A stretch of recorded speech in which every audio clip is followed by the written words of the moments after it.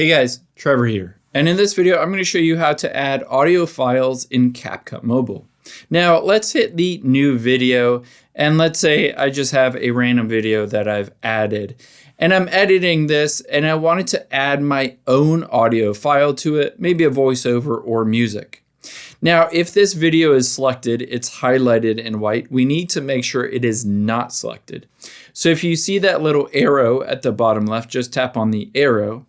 And now you'll be able to see right next to edit is audio. Let's tap on audio. And now from here, you can see it says extract audio, sounds, sound effects, and record. Of course, if you wanted to, you could just record a voiceover or something. But if you already have a file, you can tap on sounds here. And now you can see it defaults to all of these sounds that you can add in from CapCut. But if you have that file on your iPhone or Android, we're going to instead tap on the files thing here. And you can see it says either extracted or device. Let's tap on device and hit select from device. It usually defaults to on my iPhone. And let's go to downloads. And here is that song I wanted to add. Let's select it and hit open.